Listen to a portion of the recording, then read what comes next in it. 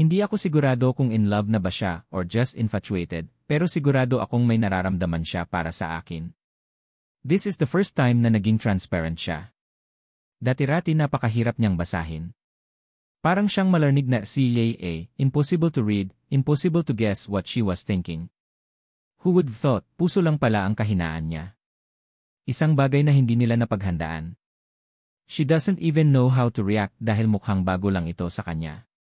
Now, she's just like other normal young girl, confused Eli her own emotions, bagay na ngayon lang niya naranasan. She seems lost and out of control, driving more Eli her heart than her mind. Tama nga si Dad, kahit gaano pa siya katalino, she's still young. She's wild and innocent at the same time. And I'm the one who should know better. Hindi ko pwedeng samantalahin ang kainosentehan niya, especially now when she's at risk of losing the focus she's worked so hard her whole life to build. At kagaya nga ng sinabi ko dati sa kanya, I don't want to be someone who stands in the way of her dreams. Kaya nga, mas pinili ko na pakawalan na lang siya nung una, lalo na't hindi ko pa alam kung anong gusto ko sa buhay. Pero ngayong parang alam ko na, kailangan ko pa rin siyang pakawalan pansamantala.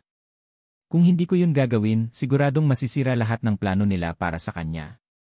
Alam kong hindi siya masaya sa sinabi ko kanina, pero kailangan kong panindigan lahat ng yon. It's the best for everyone, especially for her. At para kay Dad na finally, magkaroon na ng peace of mind kung sakaling bumaba siya sa pwesto niya, yung peace of mind na hindi ko kayang ibigay, na kay Gigi niya natagpuan. Matapos kong kainin ang niluto niya ay saka ko siya muling hinarap. Kailangan ko nang bumalik sa trabaho, paalam ko kay Gigi na kanina pa nakaharap sa kanyang cellphone at mukhang dun na lang ibinuhos ang atensyon pagkatapos niyang madisappoint sa mga sinabi ko. Tatawagan ko muna si Mang Mario para sunduin ka dito, sabi ko sa kanya. Tumingin siya sa akin at maaliwalas ang mukha ng umiti. Hindi na, nandyan na sa labas yung kinuha kong driver, bumalik ka na sa trabaho mo. Yakang-yak ako na to, anito at wala ka nang mababakas na disappointment. Bata pa nga siya, ang bilis magbago ng mood niya. Para bang matapos mong bigyan ng candy ay nakalimutan na agad nito ang dahilan kung bakit siya umiyak, mukhang masaya ka hindi ko mapigilang magkomento. Thanks to you sa advice mo. Sabi mo enjoyin ko ang kabataan ko. Kaya manonood kami ngayon ng movie ng mga katrabaho ko, anito at tumango naman ako. Good. Basta wag kang magpapagabi, paalala ko. Okay. Sige, andyan na sa labas ang sundo ko, anito at nagmamadaling naglakad sa pintuan pero bumalik ulit sa loob. Naiihi ako, anito na namimilipit ang mga binti. Ipinatong muna ang cellphone niya sa sofa, di kalayuan sa pwesto ko saka nagtatakbo sa banyo. Ilang saglit pa ay lumabas na ulit ito. Bye, anito at lakad-takbong lumabas ng silid kaya naiwan akong mag-isa. Isa-isa kong inaayos ang container ng kinainan ko nang marinig ko ang tunog ng isang cellphone. Nang sundan ko kung saan yun nang gagaling ay nakita ang cellphone ni Gigi na naiwan niya sa sofa. Sobrang excited pati tuloy cellphone na kalimutan niya. Nailing akong nilapitan ito. Tumigil na ang pagring bago pa man ako nakalapit. Narinig kong tumunog ulit ito pero text message naman yon. Dinampot ko yun at napakunot ang noo ko nang makita ang screen. Picture ni Gigi at may kasama itong lalaki na sa tingin ko ay isang Koreano. Magkadikit ang kanilang mga mukha, malawak ang mga ngiti na para bang ang saya-saya nila. Sa ibaba ng litrato ay may nakalagay na, I love you Jungkook at may hugis puso pa sa gilid. Umigting ang aking panga dahil sa nakita. So ito pala yung sinasabi niya. Akala ko ba wala na ang Jungkook na ito sa bansa, pero bakit hanggang ngayon ay nasa wallpaper pa rin niya? Mas lalo pa umigting ang aking panga dahil sa sunod kong nakita. One missed call from Jeff. One text message from Jeff. Nang mag-pop up ang notification ng text message ni Jeff ay nakita ko ang mensahe nito. From Jeff, nandito na ako sa sinehan. See you soon. What the? Siya ba ang sinasabi ni Gigi na katrabaho na tatagpuin niya sa sinehan? Magkatrabaho silang dalawa. Big sabihin, lagi silang magkasama sa kumpanya. Parang biglang umakyat ang dugo sa ulo ko. At tila may sariling utak ang mga paa kong nagmamadaling lumabas ng silid para sundan si Gigi. I'm sure hindi pa siya nakakalayo at siguradong nandito pa siya sa loob ng hospital. Mabilis ang mga hakbang kong tinahak ang hallway. Natanaw ko ang likod ni Gigi na kalalabas lang ng main entrance. Huminto ito sa paglalakad. Mukhang may natanaw ito at kita ko ang masigla at malawak niyang ngiti habang kumakaway kung kanino. Hindi ko inaasahan na makikita ang lalaking lumapit dito. Si Renz. Huminto ito sa tapat ni Gigi at saka ngumiti. Nag-usap pa ang dalawa at pagkuway nakita ko si Gigi na tumawa, ganun din si Renz. What the pack? Pagkuway naglakad na ang dalawa palayo. Kaya tumakbo ako para maabutan sila. Nadaanan ko pa si Grace at iba pa nitong kasama. Doc, tawag ni Grace. Pero parang wala akong naririnig dahil okupado na ang utak ko kung paano maaabutan si Gigi at si Renz. Paglabas ko ng entrance ay hindi ko na sila nakita. Nagpalinga-linga ako para hanapin sila. Ilang saglit pa ay nakita ko ang sasakyan na dumaan sa aking harapan. Umatras akong bahagya dahil medyo nasa gitna na ako ng daan. Ganun na lang ang panlalaki ng mga mata ko nang makilala ang driver ng sasakyan, si Renz. Tanaw ko si Gigi sa passenger seat sa unahan habang panay ang tawa. Gigi, wait, malakas na sigaw ko at sinubukan pa silang habulin pero mukhang hindi nila ako narinig at mabilis na humarurot ang sasakyan palayo. Pak! Huminto ang sasakyan sa bakanting parking space ng mall. Matapos magpasalamat ay bumaba na ako ng sasakyan. Napalingon ako sa aking likuran nang makita ko si Renz na bumaba rin at mukhang susundan pa ako, kaya tumigil ako sa paglalakad at hinarap siya. Salamat Renz, pero hindi mo na ako kailangan samahan hanggang sa loob. Nandun naman yung mga kaibigan ko, naghihintay na sila, sabi ko sa kanya. Sisiguraduhin ko munang kasama mo na ang mga kaibigan mo bago ako umalis. Baka malintikan ako nito kay Chairman, anito sa baritonong boses. Mukhang hindi talaga ako lulubayan ng isang ito, kaya hinayaan ko na lang siya. Tutal ginagawa lang nito dahil kanyang trabaho. Saka mabait naman pala siya at marunong magbiro, hindi kagaya ng unang impresyon ko sa kanya na napakaseryoso. Pansin ko lang habang naglalakad kami, panay ang tingin ng mga kababaihan sa direksyon namin. Pero hindi na ako nagtataka, parang model kasi itong kasabay ko sa paglalakad. Kaya naman parang kiti-kiting rin itong sina Santi at Nika nung una nilang makita. Hindi siya magpapahuli kay Gray, siguro next kay Gray, ganun. Siyempre para sa akin, pinakagwapo si lahat Gray. Pero sa ngayon, imbyer na ako sa kanya. Nalaman lang niyang crush ko siya, iniwasan na ako na parang maisakit na nakakahawa. Lahat ng babae pinagbibigyan niya, pero ako lang yung bukod tanging nireject niya, ganun ba ako kapangit? Narinig kong tumutunog ang cellphone ni Renz, sinagot niya ito habang tuloy lang kami sa paglalakad. Miss Georgina, tumatawag si Dos. Gray, anito at inabot sa akin ang cellphone niya. Bakit sa'yo tumawag, takang tanong ko. Bigla akong kinabahan. Sa halip na tanggapin ang cellphone niya ay dali-dali kong hinanap ang cellphone ko sa loob ng aking bag pero hindi ko ito makita. Nang lumingon ako kay Renz ay nakaangat pa rin ang kamay nito para iabot ang cellphone niya. Si Doc, kakausapin ka raw, anito. Napakibot ang bibig ko. Ayoko siyang kausap, nabubwisit ako sa kanya. Pakisabi, hindi tayo magkasama. Narinig ka na niya, wika nit anim, napasimangot ako at walang ganang kinuha ang telepono. Hello T. Sagot ko. Gigi, bumalik ka na sa bahay. Hapon na, masyado nang late. May home theater sa bahay dun ka na lang manood, wika ni Gray sa kabilang linya. Labas sa ilong akong natawa. Ayos ka lang. Nakaoo na ako sa kaibigan ko at hinihintay na ako. Kung lalaki ang kasama mong manood, wag mo nang ituloy, anito na parang amo kong mag-utos. Ano naman ngayon sa iyo? Pakialam mo ba? May boyfriend ka na. Hindi tamang pumapasok ka ng sinehan kasama ang ibang lalaki, gigil na anito. Di mabuti para makalimutan na agad kita.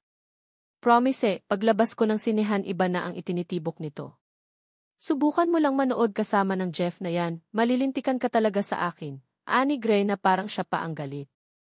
Bakit mo alam na si Jeff ang kasama ko ha? Ay, nasa'yo cellphone ko no, itinago mo. Nasa akin niya at kung hindi ka babalik agad dito, hindi ko ito ibibigay sa'yo, banta pa niya. Tinawanan ko lang siya. Di sayo na. Luma na yan, papalitan ko na nga yan eh. Pwede, pakitapon na lang. Salamat, bye, yung lang at ibinaba ko na ang tawag ibinalik ko na kay Renz ang cellphone pero tumunog na naman ito. Si Doc, ani Renz na tila nagpapaalam muna kung sasagutin niya ito o hindi. Umiling ako. Kaso wala pang ilang segundo ay tumunog na naman ito, na hindi yun sinagot ni Renz, pero makulit si Gray. Ilang tawag pa ito, kaya napilitan na si Renz na sagutin ito at inabot sa akin. Napabuntong hininga ako at kinuha yun. Hello. Hello. Sorry, bagal, wifi dito. Lagka, saka isinoli ang cellphone kay Renz na ngayon ay napapangiti pagkatapos putulin ang tawag. Phone call yun. Hindi online chat, anito na natatawa. Napapilig ako ng ulo. Pwede bang pag tumawag ulit siya, sabihin mong hindi na tayo magkasama? Nakasama ko ng mga kaibigan ko at hindi mo alam kung saan kami nagpunta. Tumingin muna sa akin si Renz saka naiiling nang ngumiti. Bago pa man ito magsalita ay muli na namang tumunog ang kanyang cellphone. Napangiti na naman itong inangat ang cellphone para ipakitang si Gray na naman ang tumatawag, then sinagot niya ito at ni loudspeaker. Ibigay mo kay Gigi ang cellphone, gusto kong makausap ang pasaway na yan, nanggagalaiti na ang boses ni Gray sa kabilang linya. Umiling ako para pigilan si Renz na ibigay sa akin ang tawag. Tumikhim muna siya bago nagsalita sa tapat ng telepono. Hindi ko na siya kasama, anito. What? Malakas na bulalas ni Gray. Sumama na siya sa kaibigan niya. Manonood daw sila ng scene. Pak! Saan sinihan yan? Tanong ni Gray. Tumingin sa akin si Renz na tila nagtatanong kung anong isasagot. Pero mabilis din itong nakaisip ng sasabihin. Inihatid ko lang siya sa tagpuan nila ng kaibigan niya pero hindi ko alam kung saang mall sila nanonood, sagot ni Renz. Narinig ko na naman ang pagmumura ni Gray sa kabilang linya saka nagpaalam. Ano bang problema ng matandang yun?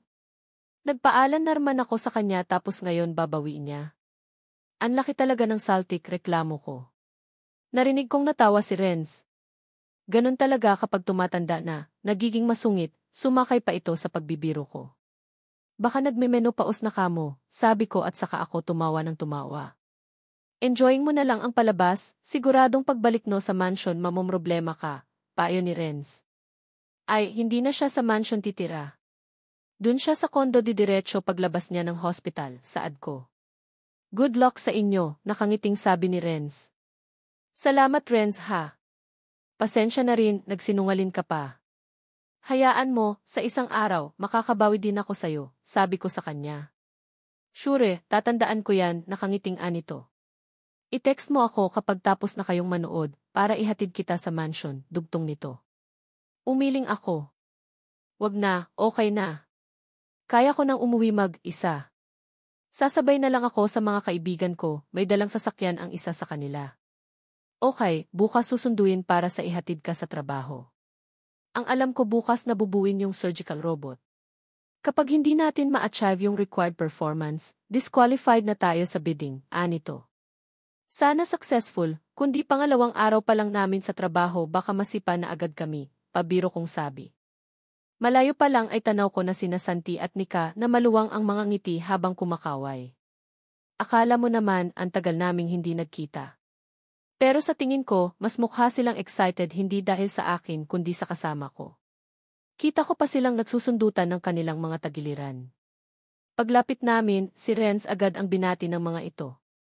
Hi Mr. Renz, bati ni Santi, ganun din si Nika. Alam na nilang karnang kamay si Renz ni Chairman Tuazon. Ang hindi nila alam ay ang relasyon ko sa pamilya Tuazon.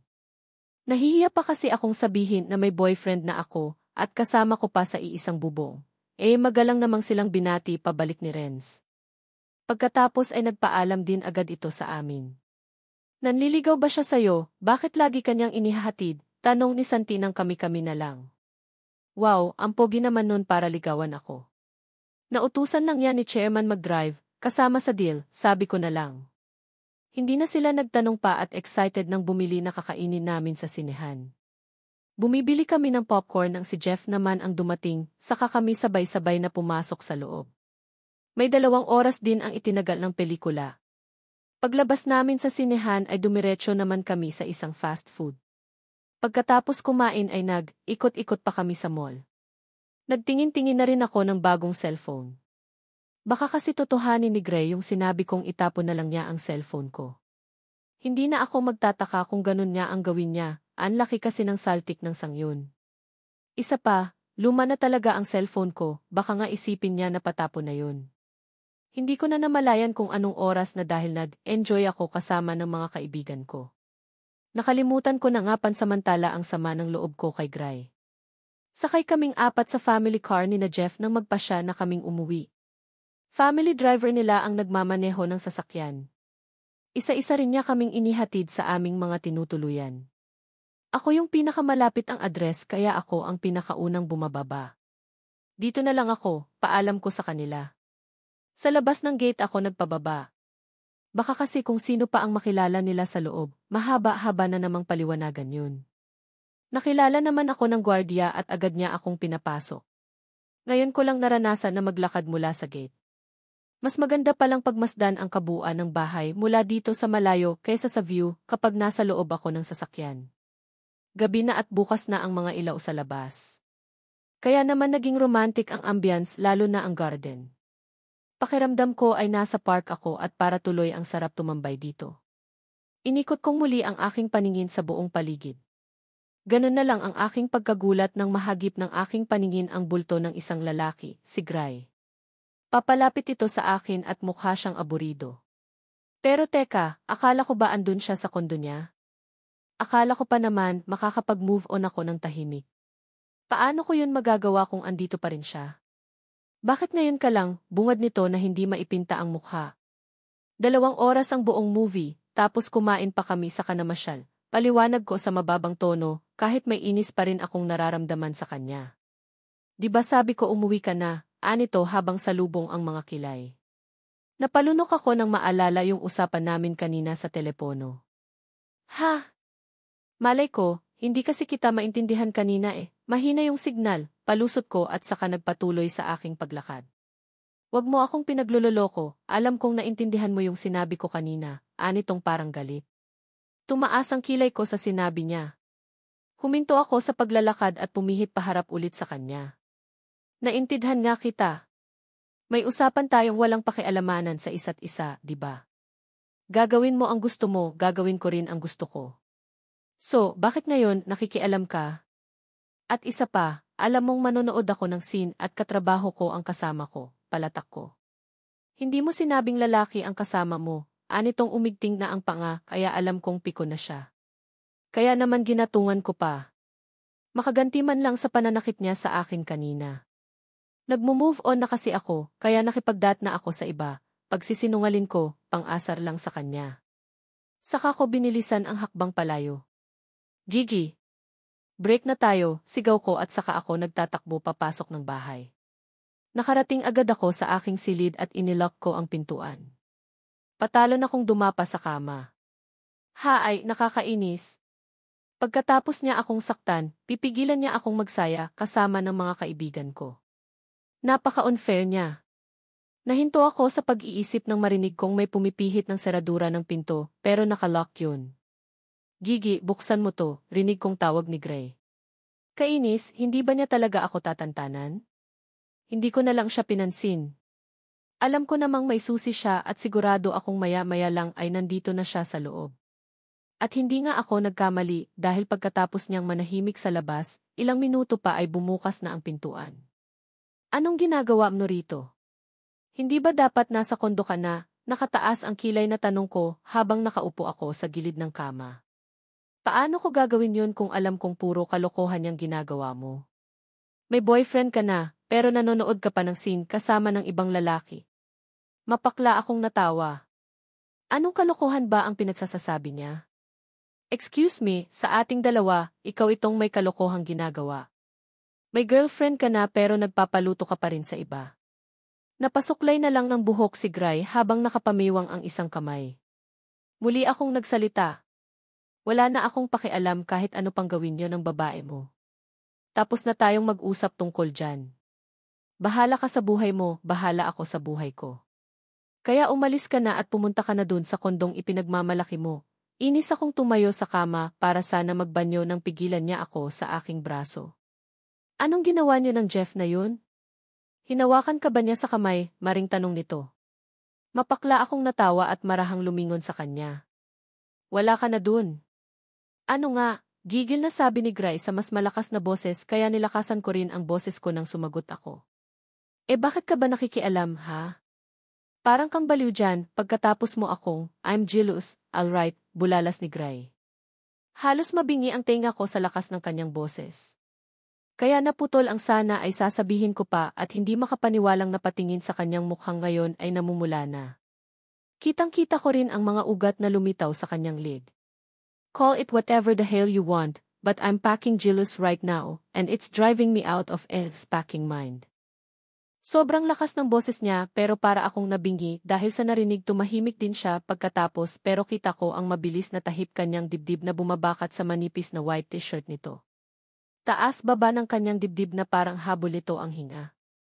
Ayokong sumasama ka sa kanya dahil nagsiselos ako. Hindi na siya sumisigaw pero andun pa rin ang gigil sa boses nito. Hindi agad ako makasagot kasi iniisip ko kung nagjo-joke lang ba siya. Hindi ako makapag-concentrate sa trabaho kay isip kung anong ginagawa niyo ng Jeff na yun. At si Renz, ayokong humingiti ka sa kanya. Hindi ako makapaniwala sa mga sinasabi niya. Gusto kong maniwala pero paano ko gagawin yun kung kanina lang ay harap-harapan niya akong nire-reject. Pero paano kung totoo? Parang biglang may mga paru-parong nagliparan sa loob ng dibdib ko sa isiping yun. Ilang sandali rin na namutawi ang katahimikan sa pagitan naming dalawa. Pero ang titig niya ay hindi inaalis sa akin. Hanggang sa ako na ang unang nagsalita. Pasensya na, pwede bang, iwan mo muna ako, sabi ko sa mahinahong boses. Hindi agad dumugon si Gray sa halip at mas lumalim pa ang tingin ito sa akin na hindi ko na masalubong pa. Ilang saglit pa ay huminga ito ng malalim. I'm sorry kung nagulat kita, anito na ngayon ay mas mahinahon na. Parang naghihitay pa siya ng sasabihin ko, pero nang napansin niyang hindi pa rin ako nagsasalita ay bahagya itong tumango-tango. Okay, anito at marahang humakbang. Nakita ko pang may ipinatong ito sa side table, cellphone ko yun pagkatapos ay dumiretso na ito sa pintuan. Binuksan niya yun at walang imik na lumabas. Nang nasa labas na siya ay marahan akong lumapit sa pintuan at hinawakan ang serdura. Pinindot ko yun para masigurong lock nga talaga ito, saka ako pumihit paharap sa kabuuan ng silid. Ipinikit ko ang aking mga mata pagkatapos ay sumambulat na talaga Impit na tili ko. Kinagat ko ang aking labi para pigilan ang aking sarili na mapasigaw. Pero meron pa ring nakalusot. Isayay. Tinakpan ko ang bibig ko gamit ang aking magkabilang palad pero hindi ko na talaga kinaya. Nagtatakbo ako palapit sa kama at nang nasa tapat na ako, ay para akong baliw na nilundag ito ng padapa. Nahagip ko pa ang isang unan saka nagpagulong-gulong habang sobrang higpit ng yakap sa unang nahagip ko. Kanina ko pa talaga pinipigilan na mapangiti sa harapan niya, kaya panay ang kagat ko ng labi kanina pa. Ayoko namang mangisay sa mismong harapan niya. Itinigil ko ang pagulong at muling binalikan ang sinabi niya. Nagsiselos daw siya. Grabe ang ganda ko. Itinakip ko ang unan sa aking mukha at impit ulit na tumili. Tumayo ako at hindi mapakali. Grabe, hindi ko na talaga kaya to. Itinakip ko ang unan sa aking mukha at impit ulit na tumili. Tumayo ako at hindi mapakali. Grabe, hindi ko na talaga kaya to. Kinuha ko ang cellphone ko na iniwan ni Gray sa may side table bago ito lumabas ng silid kanina. Dinampot ko yun pero kumunot ang noo ko nang makita ang wallpaper ng cellphone ko. Picture ko yun ng graduation namin, katabi ko si Gray. Yung sobrang pangit ng kuha ko kasi para akong tingang nakatingala sa kanya. Crop na yung picture, kaming dalawa lang ang andun. Bigla kong naalala, asa na yung picture namin ni Jungkook.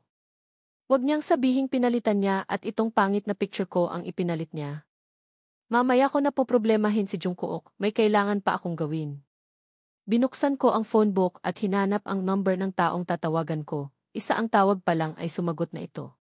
Hello, sabi ng nasa kabilang linya. Ati, bungad ko, si Ate Tintin yung tinawagan ko. Nagulat pa nga ito, akala niya ay kung ano nang nangyari. Bakit, napano ka, nag-aalala nitong tanong. Nagtapat sa akin si Gray, kinikilig na sabi ko. Anong ipinagtapat niya, kung ilan lahat ang babae niya? Napasimangot ako, ang ganda-ganda ng mood ko, babasagin niya. Kiyakhe. Basag trip ka naman ate. Sinabi lang naman niya sa akin na nagsiselos daw siya kapag may kasama akong ibang lalaki. Gise, sabi ko na kinikilig na naman. Hay, rinig kong natawa si ate. Ate, kinikilig ako. Anong gagawin ko? Ayaw mawala eh. Matalino ka 'di ba? Alam mo na kung anong gagawin mo. Bye. Wait naman ate, ano ka ba? Taranta kong sabi. Narinig kong nagtatawa si ate sa kabilang linya. Huwag kang magmadali. Kilala nating babaero yang si Gray. Patunayan muna niyang nagbago na siya bago ka maniwala sa kanya. Mas mabuti na yung iniingatan mo yung puso mo. Selos lang naman pala ang sinabi niya sa'yo, saka ka nalang bumigay kapag I love you na, sambit ni ate habang ako ay tahimik lang na nakikinig sa kanya. Saglit din akong napaisip sa sinabi niya. Tama si ate, wala namang ibang sinabi si Gray kundi nagsiselos siya. Alam mo, yang mga lalaki, ayaw nila nung sobrang patay na patay sa kanila ang babae. Napagdanan ko na rin yan eh. Malay mo naman gusto ka na nga talaga niya. Magaling ka namang umarte kaya umakting ka lang na parang di ka masyadong affected para hindi siya ma-turn off sa'yo. Pero ipakita mo rin na naa-appreciate mo kung mag-effort siya. Mahabang salaysay nito pagkatapos at biglang sumeryoso ang boses. Kahit sobrang spoiled mo, mahal na mahal pa rin kita. Ayokong makita na nasasaktan ka. Makinig ka kay ate, okay, dugtong pa niya. Tumango ako kahit hindi niya ako nakikita. Teka nga pala, bakit parang bigla siyang nagkagusto sa'yo? Baka naman ginayuma mo yan ha, sabi ni ate na ngayon ay nagbibiro na. Agad ko naman siyang kinontra. Ate para kang sira, tanglang ang mga naniniwala sa gayuma, sabi ko at di ko mapigilang matawa. Narinig ko na lang na biglang nag-ubo si ate sa kabilang linya. Kinabukasan, nakahiga ako sa kama habang nakatingin sa kisam at inaalala ang mga pinag-usapan namin ni ate. Nakatulugan ko na ang pag-iisip sa kanya pero paggising ko ito agad ang nasa utak ko. Normal lang yung nararamdaman mo lalo na sa edad mo. Napakasarap main love. Basta enjoyin mo lang yan nang hindi ka lumalagpas sa boundaries mo. Ang sarap kayang kiligin pag nakita mo na yung crush mo tapos parang gusto ka rin niya. Kilalanin mo muna siyang mabuti. Bata ka pa naman, hindi mo kailangang magmadali. Kung talagang gusto ka niya, maghihintay siya at siya na mismo ang susuyo sa'yo. Sa ngayon, ibalik mo ulit yung focus sa talagang goal mo kung bakit ka narito, yun ay ang project at pag-aaral mo. Baka masyado ka nang distracted sa kanya. Hindi yan makakabuti sa'yo. Tama si ate, mabuti na lang at nakausap ko siya. Medyo na-restart yung utak ko. Masyado na kasing okupado ni Gray ang utak ko at hindi ko alam kung paano ito ibabalanse. Nakakabobo talaga ang Gray na yun kahit kailan. Nahinto ako sa pag-iisip nang may marinig akong kumatok. Agad ko yung binuksan, si Gray pala. Nakakapagtaka, marunong na siyang kumatok ngayon. Hindi agad ito nagsalita, nakatingin lang siya sa akin. Habang ako naman parang may nagliliparang paru-paro sa dibdib. Hindi mawala sa utak ko ang mga sinabi niya kahapon. Let's have brunch, Anito. Medyo late na pala. Tanghali na kasi nung nagising ako dahil halos madaling araw na akong nakatulog kaiisip kay Gray. Ha, sige, sagot ko. Lumabas na ako dahil kanina pa naman akong nakapagpalit ng damit. Nang maglakad kami ay pinakikiramdaman ko siya. Paano ba ako dapat mag-react? Dapat ko bang ungkatin ang sinabi niya kahapon o manahimik na lang? Yung cellphone ko nga pala, usal ko. Parang gusto kong tuktukan ang sarili ko. Di ko mapigilang i-open ang topic pero hindi ko naman alam paano sisimulan. Kung bakit ba naman sa lahat ng bagay, yung cellphone pa ang ginamit kong alibi. Relax Gigi, sabi ni ate wag daw magpahalata. What about the phone? Tanong nito habang naglalakad kami. Bakit mo binura ang picture ng ex ko? Mabilis kong sabi. Wag daw pahalata, di kunyari si ex ang nasa isip. Alam mo na kung anong dahilan, tugon nito. Hindi ko nakikita ang kanyang mukha pero parang seryoso ang boses niya. Hindi man lang ba siya nagduda sa sinabi ko? Naniniwala talaga siyang ex ko si Jungkook. Ganun na ba ako kaganda sa paningin niya? Wag mong sabihing pati kay Jungkook nagsiselos ka, tanong ko. Hindi sumagot si Gray. Wala kang dapat ipagselos dun, siya lang naman kasi itong naghahabol sa akin ngayon, sabi ko at feel na feel ang pagiging maganda. Hanggang ngayon ba kinokontak ka pa rin, nakakunot na tanong nito. Ang ganda ko kasi, kunyari ay baliwala kong sabi. Yun bang parang normal lang sa akin yun? I block mo, utos nito. I tried, kaso makulit eh. Nagpapalit siya ng number, sagot ko sabay hawi ng buhok sa gilid ng tenga ko. Sa susunod na tumawag, ipakausap mo sa akin, anito. Bakit, marunong ka bang mag-Korean? Tumingin siya sa akin. Marunong ka, balik na tanong nito. Zero o naman, anyaong haseyo, tugon ko, sakto namang nasa dining area na kami kaya huminto na ako sa acting. Napapasobra na, baka mahalata pa niya. Mukhang pinaghandaan ito ni Gray dahil may mga pagkain na sa table nang dumating kami at mukhang kasi-serve lang nito. One pogi point siya sa akin, ayaw niya akong nagugutom, big check. Gray, pahiram naman ako ng cellphone, naka-charge kasi yung sakin sabi ko habang kumakain kami. Ang plano ko ay hihiramin ang telepono niya at saka buburahin yung video ko na nagko-confess akong crush ko siya nung gabing nilasing niya ako. Nung isang araw ko pa talaga yun gustong burahin kasi sabi niya, ipi-play daw niya ito sa birthday ko. Hindi ko nakakalimutan. Baka totohanin niya, nakakahiya. Di ko alam kung nagbibiro siya o hindi pero mabuti na rin yung nag-ingat. Hintayin mo na lang mag-full charge ang cellphone mo. Isa pa, alam ko kung anong binabalak mo, buburahin mo yung video mo, anito na parang siguradong sigurado. Hindi ako ganun. Hindi ko na nga naisip yun tanggi ko. Hindi ko na lang ipinagpilitan at baka lalo pa siyang makahalata. Habang kumakain ay nag-iisip pa ako kung paano ko makukuha yung cellphone niya nang hindi niya namamalayan. May naisip akong paraan, sana lang ay gumana. So, nang matapos kaming kumain ay sinimula ko na agad ang aking plano. Maliligo ka na ba? Panimula ko. Nilingon niya ako at takang tumingin sa akin.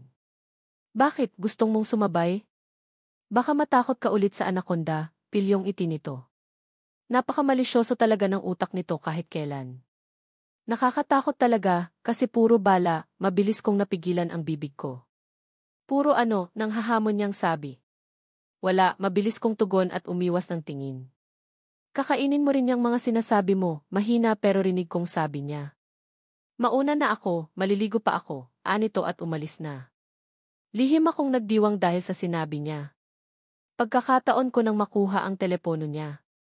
Naghintay muna ako ng mga 0 minutes bago ko tinangkang pasukin ang kanyang silid. Plano ko kasi, habang naliligo siya ay saka ko naman kukunin ang cellphone niya. Lagi kong nakikita kung saan niya ipinapatong yun.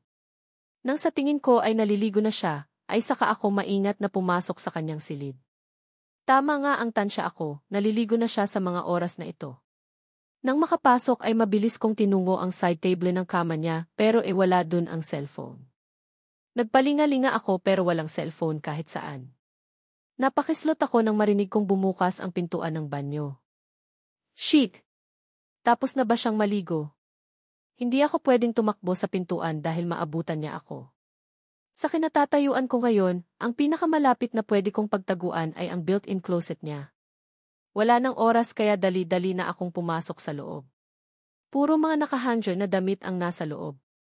Nagsumiksik ako sa likod ng mga yung. Sa dami nito siguradong hindi niya ako makikita. Pero kailangan kong lumuhod dahil baka buksan niya ito at kung hahawiin niya ang mga damit mukha ko agad ang makikita niya. Luluhod pa sana ako nang bigla akong mauntog kiaw, lihim akong napamura. Ang sakit, nauntog ang noo ko sa nakausling metal bar. Napahilot na lang ako ng noo ko at ipinikit ang aking mga mata habang tahimik na umaasa at nagdarasal na sana hindi niya talaga ako makita. Ilang saglit pa ay naririnig ko na ang mga hakbang ni Gray, panay ang dasal ko na sana ay hindi siya dito magpunta. Pero ilang sandali pa ay narinig ko na ang mga hakbang niya papalapit sa direksyon ko, kasunod ay ang pagbukas ng pintuan ng closet. Mabuti na lang at lumuhod ako. Kung nagkataon ay baka nakita na agad niya ako nang simulan niyang hawiin ang nga nakahanger. Sana wag siyang yumuko kundi makikita niya talaga ako. Bigla ko na lang siyang narinig na sumisipol-sipol sa himig ng isang kanta. Ang saya niya pero ako halos hindi na humihinga sa takot na mahuli niya. Na-curious ako kung ano bang ginagawa niya kaya marahan akong tumunghay. Ganun na lang ang panalaki ng aking mga mata nang inangat ko ang aking mukha. Nasa mismong tapat ng mga mata ko si Mickey Mouse, nag-hello. Hindi ko malaman kung malas ba o swerte lang talaga ako. Dahil sa lahat pa talaga na lugar at pagkakataon dito pa niya napiling tumambay. Sa harap ng mukha ko. Parang biglang naghang ang utak ko habang si Gray ay tuloy-tuloy lang sa paghawi ng kanyang mga damit na nakahanger. Sumisipol-sipol pa ito habang ako. Buffering. System loading. Pasko na ba? Kasi parang may naririnig akong jingle bells jingle all the way. Gusto ko sanang tumingin sa gilid pero baka gumalaw yung lailayan ng damit na nasa ulo ko. Kung pwede lang sana ay kainin na lang ako ng lupa. Hindi ko alam kung saan ko ibabaling ang mga mata ko, saka ko lang na-realize na, bakit ba ako tumitingin, pwede naman akong pumikit kanina pa kung gugustuhin ko. Kinastigo ko ang aking sarili. Nakakahiya ka, Gigi. Maya-maya pa ay narinig ko ang sipol at ang mga hakbang niya na papalayo. Kasunod ay ang pagsara ng pinto ng banyo. Sinamantala ko yun at nagmamadali akong lumabas ng silid. Bumalik agad ako sa aking silid at dumiretso sa banyo. Saka pa lang ako nakahinga ng maluwag habang pinagpapawisan ang aking mga kamay. Buti na lang at hindi niya ako nakita kundi nakakahiya talaga. Siguradong araw-araw niya yung ipamumukha sa akin. Napadaan ako sa salamin at nakita ko ang aking sarili, nakangiti. Ang harot mo, Gigi, sita ko sa aking sarili. Nagpasya na lang akong maligo muna. Nang matapos ay makapagbihis ay kinuha ko ang cellphone ko, may text message mula kay Gray.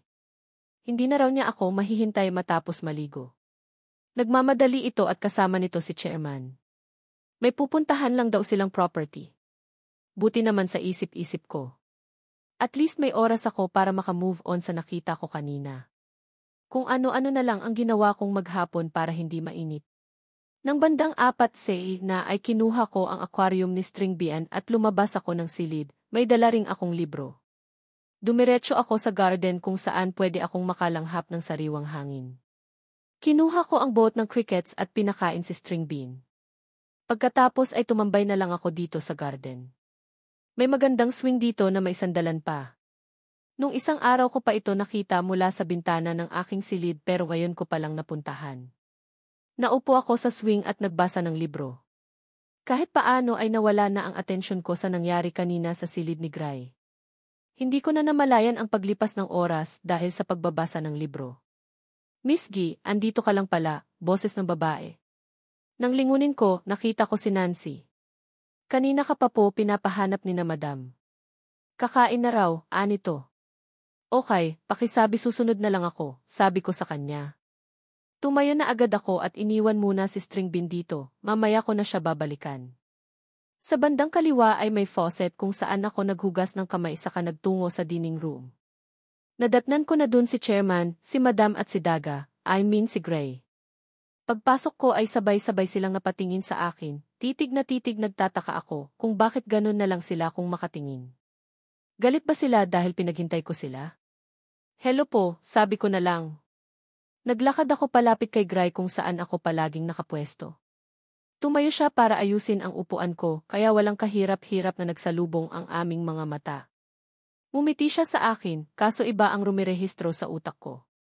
Naipilit ko ang aking ulo para iwaksi yun sa isipan ko, saka ako naupo. Nagsimula na kaming kumain nang biglang magsalita si Madam. Saan ka ba galing? Tanong nito. Napatingin ako sa kanya at saka sumagot. Diyan lang po garden. Inilabas ko lang sandali yung ahas ko, sagot ko, pero nagtataka ako kung bakit titig na titig pa rin siya sa mukha ko. Kanina si Chairman ganun din makatingin. Samantalang si Gray, parang kanina pa hindi mawala-wala ang pagkakangiti. Dun mo ba nakuha yung nasa noo mo? Tanong ni Madam. Ko. Napahawak tuloy ako sa noo ko at saka ko lang napagtanto. May bukol ako sa noo, kaya pala Makati. Bigla tuloy akong natuliro, feeling guilty. Nakawala po kasi yung ahas ko.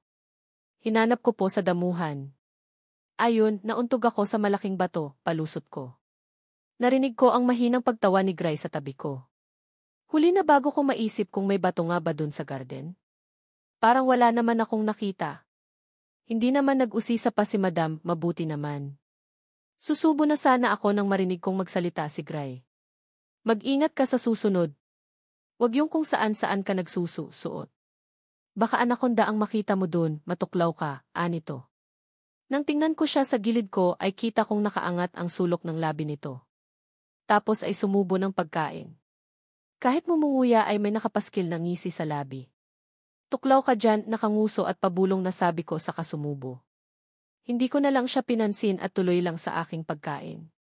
Nahinto ako sa pagnguya nang lumapit ang mukha niya sa aking tenga at saka bumulong hindi lang yun nanunuklaw. Nangangagat din yun, lalo na kapag may naamoy siyang malambot. 6 am pa lang ay gising na ako para ihanda ang aking sarili dahil balik trabaho na ulit ako ngayon. Muli ay nagising ako walang nag-i-sleepwalk sa loob ng damit ko. Nakakapagtaka talaga na biglang nagbago ang ugali niya. Mabuti na rin yun para iwas kami sa tukso lalo na at sinusubukan kong wag masyadong madistract sa kanya. Pagdating ko sa kusina ay si Lisa ang naabutan ko at mukhang siya ang nakatoka ngayon, ipinaghanda na niya ako ng tapsilog para sa almusal ko. Alam ng 3 marits ang schedule ko kaya hindi ko na sila sinabihan kagabi. Sa kusina ako kumakain ngayon at syempre hindi kumpleto ang almusal kung walang ulam na tsikahan. Akala ko talaga si Maam Danica na talaga ang magiging amo namin, baka hindi ako tumagal dito sa mansion pag nagkataon. Ani Lisa na nakaupo sa tapat ko. Umiinom ito ng kape. Bakit sa madam mo nakatagal ka? Tanong ko. Ay di hamak namang mas mabait si madam kesa kay Maam Danica, anito. Talaga, curious na tanong ko. Mukha lang mataray si madam pero mabait siya, medyo maarte lang pabulong na sabi ni Lisa sabay hagikik. Nahinto ako sa panguya at napatingin sa kanya. Simula nang magtrabaho kami dito, siya na ang nagpapaaral sa amin. Kahit anong course ang kunin namin payag siya, kahit ano basta daw kaya ng utak namin, anito at humagalpak ng tawa. Napaangat ang kilay ko. Wow, di ko alam yun ah. Si Maam Danica talaga ang maldita. Siya talaga itong sumira ng robot mo, sinaway pa nga siya ni Madam pero hindi nakinig. Sa huli pinagtakpan pa rin siya ni Madam. Akala ko ba si Madam nang nag-utos dito na sirain si Baby Gray ko? Si Ate Lena, yung in charge sa garden, siya yung nakakita. Bruhilda nga talaga ang Danica na yun. Matapos siya nitong pagtakpan kay chairman, nakuha pa nitong tumawa ng palihim, gaya ng mga amigas nila nung nagkamali si Madam ng pagbigkas sa pangalan ng pastry. Actually, may konting awa akong naramdaman para sa kanya nung pagtawanan siya ng mga amigas niya. Konting awa lang naman. Kasi at the end of the day, kung sino ang masaya sa buhay siya ang tagumpay. At dahil buhay reyna siya dito sa sarili niyang palasyo, siya pa rin ang panalo. Pero Nesgi, ang galing mo naman, kahit bakasyon nagtatrabaho ka, sambit ni Lisa. Masipag ka rin naman ah. Sa oras na ito, nagtatrabaho ka na, sabi ko sa kanya na ikinatawa nito. Zero o nga pala, anito at bumungis-ngis. Kahit busy ka sa pagmamarits, tumatakbo pa rin ang metro mo, biro ko. Biglang nag-uubo si Lisa dahil sa narinig at nang makabawi ay muling tumawa. Grabe ka naman Nesgi pero no joke, sana balang araw makapagtrabaho din ako sa Innovatech pagka-graduate ko. Pangarap namin ni Nancy makapagtrabaho dun eh. Hayaan mo matutupad din yung pangarap nyo. Kapag ako naging team leader balang araw, kukunin kita. Basta fighting lang ipagpapalakas ko ng loob niya. Tumingin ako sa relo nang makita kong ang oras ay nagmamadali na akong umalis ng kusina. Parating na anytime si Renz para sunduin ako kagaya nung first day ko sa trabaho. Dali-dali akong bumalik sa silid ko para mag-toothbrush at kunin ang bag ko. Pagkatapos ay lumabas na ako ng mansion. Sa labas ko na lang hihintayin si Renz. Habang naglalakad ako sa hallway, nakita ko si Gray. Mukhang paalis na rin ito at nagmamadali. Nakita niya ako at mabilis akong nilapitan. Good morning, bati nito. Kaya bumati rin ako. Tumingin si Gray sa kanyang relo bago muling tumingin sa akin. I'm sorry, hindi kita maihatid ngayon. Kailangan kong makarating sa hospital, may emergency. Umiling lang ako. Hindi okay lang, magpapahatid na lang ako kay, sasabihan ko si Mang Mario, ani Gray. Napatingin ako sa sasakyang itim na pumarada. Ayan na pala ang sundo ko, saad ko. Nang huminto yun, ay bumaba ang driver nitong si Renz. Kaya humarap ako kay Gray. Sige, alis na ko, paalam ko rito. Napahinto ako sa pagsasalita nang makita ang mukha ni Gray na lukot. Si Renz ang magdadrive sayo, kunot noong tanong nito. 00, siya ang maghahatid sundo sa akin sa trabaho. Paliwanag ko, what? Kunot noong tanong ni Gray. Palitan ng tinging ibinato ni Gray sa aming dalawa. Bakit si Renz? Nandyan naman si Mang Mario, takang tanong ni Gray, sa akin nakatingin. Malay ko, tanong mo sa tatay mo, sagot ko. Hinawakan ako ni Gray sa pupulsuhan. Sa akin ka na sumabay, naputol ang sasabihin pa nito nang may magsalita sa likuran, si Chairman. Ano pang ginagawa niyong dalawa dyan sa labas? Let's go, hindi ako pwedeng malate, anito. Si Rez at ako ang tinutukoy niya. Ihatid mo muna ako sa opisina, saka mo samahan si Gigi sa lab, dugtong nito, kay Renz nakatingin.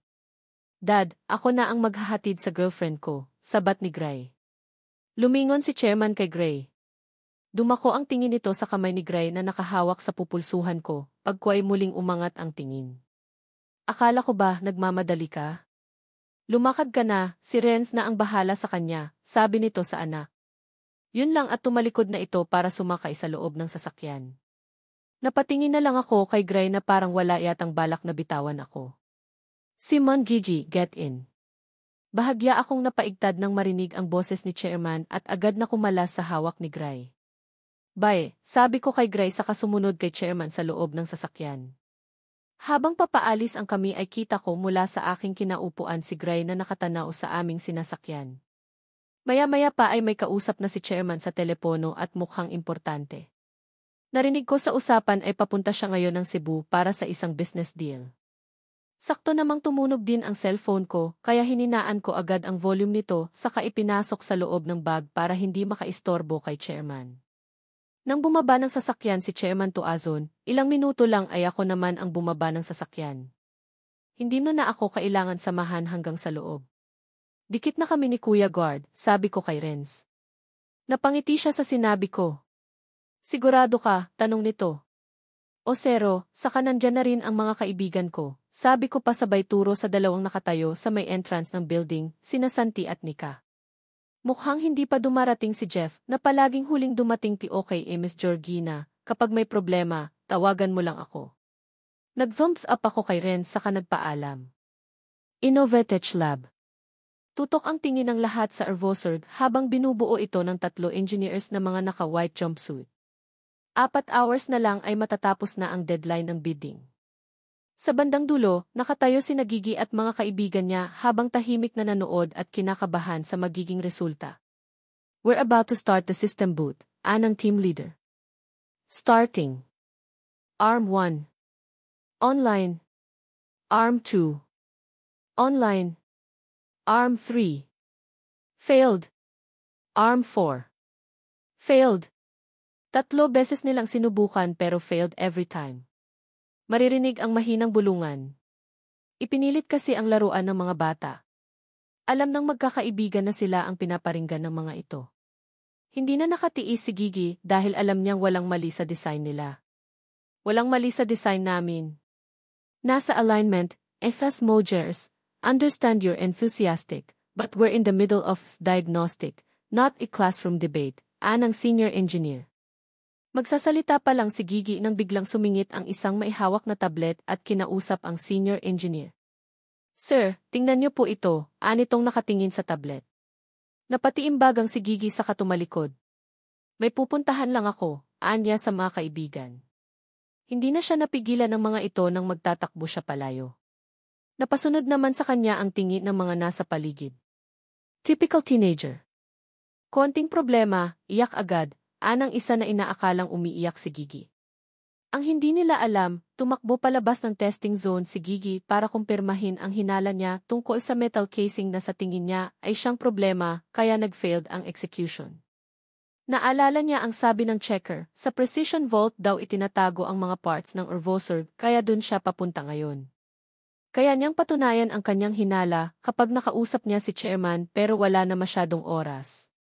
Kinakalas na ngayon ang mga arms para i-recalibrate, tapos ikakabit ulit at kung pumalpak, wala nang oras para i-rebuild. Kung kailan out of the country si Ines Han saka naman niya ito kailangan. Kaya bago pa maikabit muli ang Arvosurd, kailangan na niyang makuha ang metal casing para mapatunayan na tama ang hinala niya. Pagkarating niya sa precision vault, hinarang agad siya ng mga security personnel. May request form po ba kayo? Tanong ng isa sa mga ito. Wala po, urgent po kasi. Pasensya na. No request form, no entry. Lulugo-lugong tumalikod si Gigi at naglakad palayo. Nakita niya ang isang janitor na may itinutulak na utility cart, galing sa back entry ng vault, iniwang bahagyang nakabukas ang pinto. Mabilis yung tinungo ni Gigi, mabuti na lang nakapasok siya. Naging mabilis ang kilos niya, at hinanap agad ang casing, mabilis niya yung nakita at dumampot ng isa. Miss, anong ginagawa mo rito? Napapikit ng mariin si Gigi nang marinig ang boses ng dalawang security staff. Samantala, sa pinakatuktok ng building ay naroon ang helipad.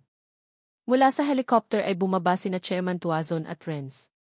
Nagmamadaling bumalik ng Manila mula Cebu ang chairman para mapanood ang last test hours before bidding nagulat ang lahat ng pumasok ang chairman sa loob ng bailima. Kaya biglang tumahimik ang lahat. How's the test? Bungad ng chairman nang makalapit ito sa machine. Nagkatinginan muna ang mga engineers bago nagsalita ang team leader. Chairman, there were complications and we tried to execute the calibration but it failed. Most likely because of the design itself. Anong sabi ni Ias Mojers? Tanong ng chairman, si Gigi ang tinutukoy. Hindi agad nakasagot ang mga kaharap. Where's Gigi? Mariing tanong nito. Lahat sila ay nagpalingalinga upang hanapin si Gigi. Hindi rin masabi ng mga kaibigan nito kung saan siya nagpunta. I'll find her, sabat ni Renz pakway na gradyo sa Central Operations para ipahanap ito. Ilang saglit lang ay nakakuha na agad sila ng sagot. Malakas ang volume ng radyo kaya narinig yun ng lahat. She's currently being held. Sa holding room. Holding room. Bumukas ang pinto at pumasok si Chairman Tuazon kasama ang mga senior engineers. Sabay-sabay na napatayo ang EEC at security officer. Sir, gulat na sabi ng mga ito. Nilagpasan sila ng chairman at lumapit kay Gigi. Sir, as she entered a restricted zone without clearance, she's part of EVI directive. Let her go, now. Anang chairman habang nakatingin kay Gigi na hanggang ngayon ay ayaw bitawan ang metal casing kahit pilit itong kinukuha kanina pa ng mga security. Nang makita ni Gigi ang chairman ay agad na siyang nagsalita kahit hindi siya nito tinatanong. Hindi lang genius si Gigi, isa sa mga talent niya mula pa nung bata pa siya ay ang pagiging tsismosa. So, ngayon pa ba niya hindi gagamitin ang kanyang talento lalo na at importanteng bagay ang sasabihin niya? Sinabi ko po na may mali sa alignment ng bolt hole pero wala pong nakinig na tahimik ang mga nasa paligid. Nilingon ni Chairman si Enger. Alcantara. Gaano katagal bago makagawa ng bagong molding ng casing? Tanong nito. Ni hindi man lang nagdalawang isip o pinagdududahan ang sinabi ni Gigi. From designing using Kiges programming to casting and finishing, abot po ng 6 to 12 hours. Baka hindi na siya umabot sa bidding, 4 hours from now, darating na ang mga auditor from Rufino Company para tingnan ang performance ang mga arms. Malalim na bumuntong hininga ang chairman. Humarap itong muli kay Gigi. Anong dapat nating gawin? Hindi na po kailangan ng bagong casing. Pwedeng i-redrill using precision boring tools, then ilalagay ang locking insert.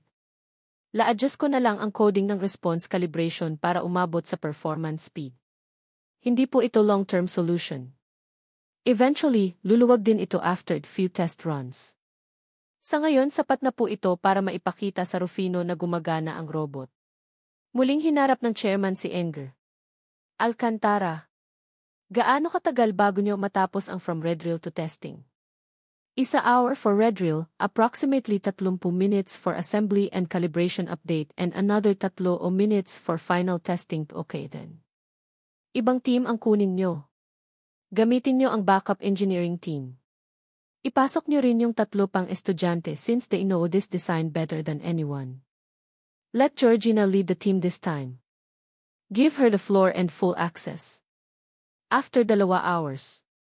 Tahimik at pigil hininga ang lahat sa buong testing zone habang sinisimulang itest ulit ang 4 na robotic arms. Wala nang ginawang test run para ma-isave ang stability kaya ang unang test run ay sa harap na mismo ng mga auditor from Rufino Company. Bumukas ang ilaw ng control panel. Booting. Arm 1. Online. Arm 2. Online. Arm 3. Online. Arm 4D. Axis lock. All systems stable.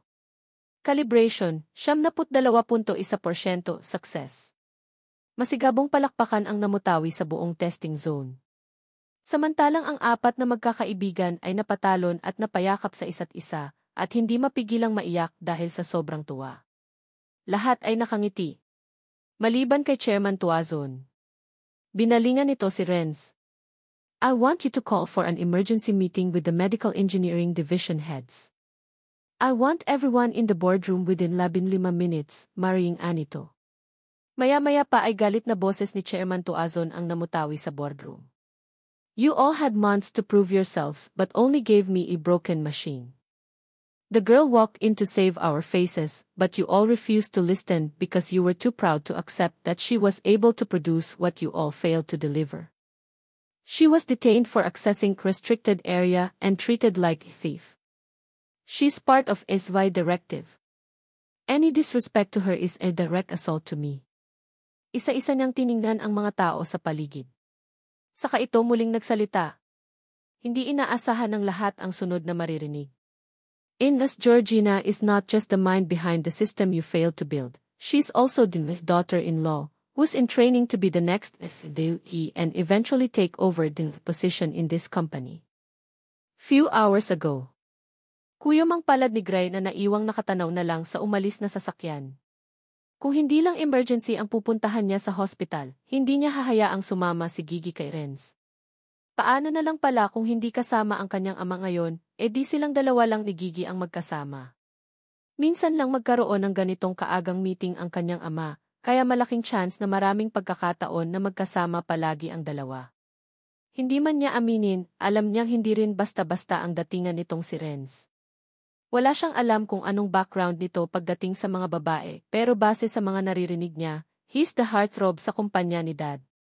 Gray's always been confident when it comes to women, never once insecure, mukhang gayon pa lang. Dahil alam niyang bata pa si Gigi and girls her age are naturally quick to admire someone, especially when the one in front of them is an undeniably attractive man like Renz.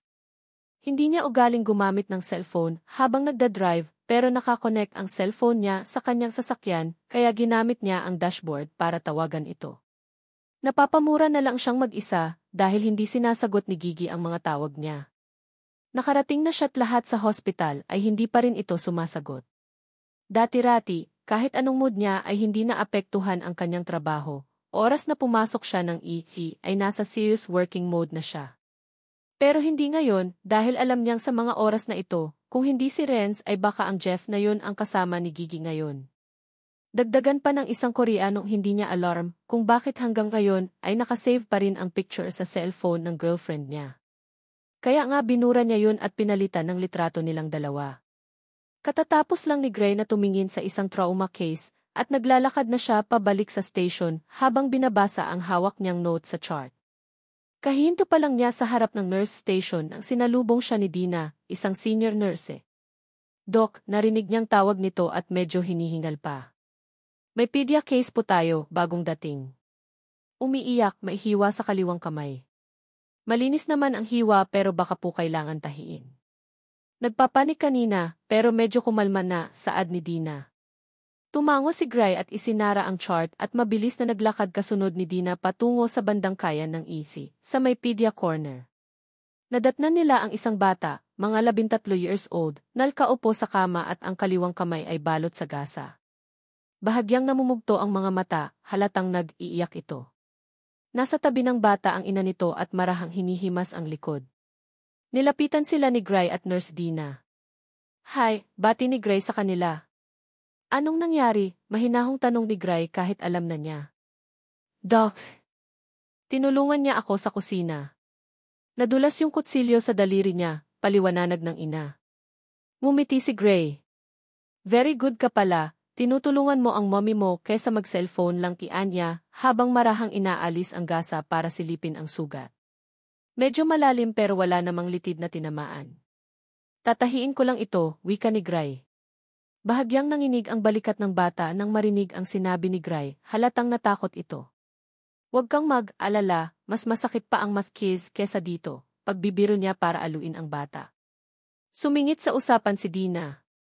Zero ayan ha, ang swerte mo, yung pinakagwapong doktor pa namin ang gagamot sa'yo. Anito habang inaayos ang mga gamit sa tray. Pero hindi nakatulong ang sabi ni Dina dahil tumulo ang luha ng bata nang magsimula si Gray ng procedure. Hayaan mo, Che, pagkatapos nito pupunta tayo sa Miniso. Titingin tayo ng defects na gamit, wika ng ina ng bata. Parang may napindot na switch button dahil agad-agad ay tumigil ang pag-iyak ng bata. Napangiti si Dina sa naging reaksyon ng batang babae. Oh, so fans ka rin pala ng defeat. Sino ang bias mo? Naaaliw na tanong nito. Jungkook, mabilis na sagot ng bata habang nagingislap ang mga mata. Saglit na napahinto si Gray sa paggalaw at napatingin sa bata. Jungkook. Bakit Dok, fan ka rin ba ng Coop? Nakangising tanong ni Dina nang makitang nakatingin sa kanila si Gray. Napangiwi ang mukha ni Gray. Wala akong alam sa mga ganyan. Sorry pero hindi ako mahilig sa social media, anito at ipinagatuloy ang ginagawa. Grabe ka Dok.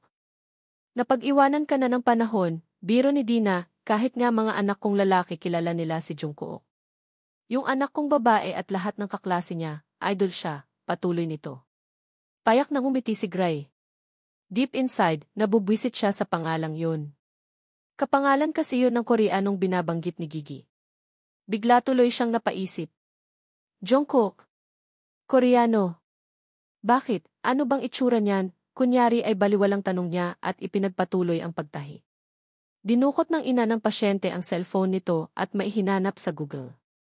Nang makita ang gwapong litrato ni Jungkook ay iniharap at inilapit niya ito sa tapat ni Gray. Yan Dok, ang gwapo no. Natatawa na ring sabi ng ina. Napatingin tuloy si Gray sa screen ng cellphone nito at nakita ang litrato ni Jungkook.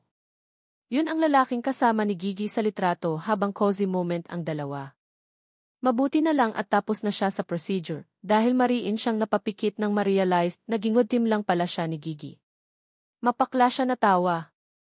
Kahit alam na niya ngayong hindi totoo na mag-ifi ito at si Gigi ay nakakaramdam pa rin siya ng pagkabwisit sa Jungkook na nasa litrato. Ano bang meron sa Jungkook na yan? Walang gana niyang tanong. Kasi naman Dok. Sobrang pogi and stylish. Magaling kumanta at sumayaw, nasa kanya ng lahat. Yung style ng buhok niya ay naku laging bago, pati yung kulay, sagot ng bata na parang kanina lang ay hindi umiyak. Natawa ang ina ng bata. Ganyan ang type ng mga kabataan ngayon, anito. Hindi naman gwapo sa isip-isip niya. Naalala niya tuloy bigla ang kabataan niya. Mas defined ang kanyang panga. Hindi rin siya yung tipo ng lalaki na nagpapakulay ng buhok. Classic at clean-cut palagi ang kanyang buhok na mas nakadagdag ng kanyang kagwapuhan. Kaya nga napakaraming babae ang nagkakagusto sa kanya nung estudyante pa lang siya. Halos araw-araw ay nakatanggap siya niya love letter, chocolates at kung ano pa mula sa mga babaeng lihim at lantarang nagpapakita ng interest sa kanya. Kaya kung gwapo din lang ang pag-uusapan, hindi siya magpapahuli. Pero syempre, hindi niya yun sinabi sa mga kaharap. Nang matapos siyang asikasuhin ang bata, ay nagtungo na siya sa locker room dahil tapos na rin ang shift niya. Habang naglalakad sa hallway ay naaalala niya ang naging usapan sa SE tungkol kay Jungkook. Alam niyang celebrity ito at maliit ang sansa na makilala ito ni Gigi, pero hindi niya maiwasang mabwisit na type ito ng girlfriend niya. So, ganun pala ang mga tipo nito ha.